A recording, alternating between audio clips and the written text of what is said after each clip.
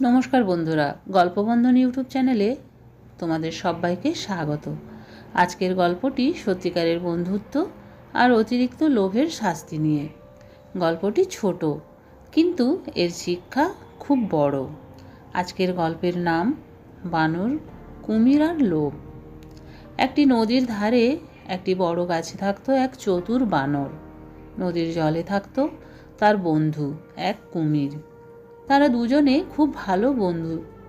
বানর গাছের ডালে বসে ফল খেত আর আনন্দে দিন কাটাতো।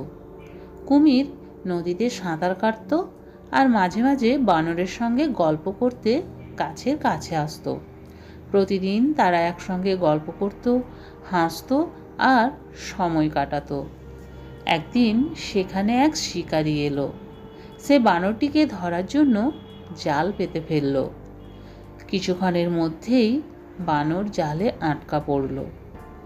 বানর কাঁদতে কাঁদতে বলল, আমাকে যেখানে খুশি নিয়ে যাও, কিন্তু যাওয়ার আগে একবার আমার বন্ধু কুমিরের সঙ্গে দেখা করতে দাও। শিকারী রাজি হয়ে গেল। জালে আটকানো বানরকে দেখে কুমির খুব দুঃখ পেল। সে শিকারীকে বলল, তুমি যদি আমার বন্ধুকে ছেড়ে দাও, তাহলে আমি তোমাকে একটি অমূল্য উপহার দেব। লোভে পড়ে শিকারী রাজি হয়ে গেল। কুমির নদীর গভীরে ডুব দিল এবং কিছুক্ষণ পরে মুখে একটি ঝকঝকে হীরা নিয়ে উঠে এলো। হীরা দেখে শিকারীর চোখ চকচক করে উঠল। সে সঙ্গে সঙ্গে বানরকে মুক্ত করে দিল। কুমির ধীরে ধীরে বলল, বন্ধু, এখন তাড়াতাড়ি গাছে উঠে দূরে চলে যাও। বানর দ্রুত গাছে উঠে নিরাপদে চলে গেল। কিন্তু শিকারীর মনে তখন লোভ জন্মালো। সে ভাবল, একটা হীরা কেন? আমি তো দুটো হীরে নিতে পারতাম। সে আবার নদীর ধারে ফিরে এসে বলল, আমাকে এক নয়, দুইটা হীরা চাই।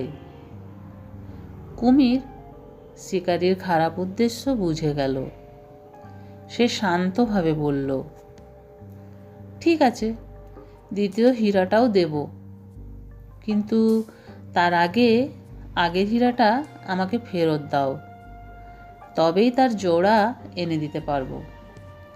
লোভে অন্ধ শিকারী হীরাটি কুমিরের হাতে দিয়ে দিল। কুমির হীরাটি নিয়ে নদীর গভীরে ডুব দিল, আর কখনো ফিরে এলো না। শিকারী তখন শুধু আফসোস করে হাত কচলাতে লাগলো। এই গল্প থেকে কি শিক্ষা পেলাম আমরা? এই গল্প থেকে আমরা দুটি বড় শিক্ষা পেলাম। প্রথম শিক্ষা হলো, অতিরিক্ত লোভ মানুষকে তার পাওয়া জিনিসও হারাতে বাধ্য করে।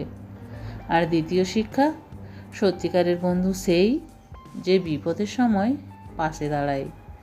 এই ছিল আজকের গল্প। গল্পটি যদি তোমাদের ভালো লেগে থাকে, অবশ্যই একটা লাইক করে দিও এবং আমার চ্যানেলটি সাবস্ক্রাইব করে আমার চ্যানেলের সাথে থেকো।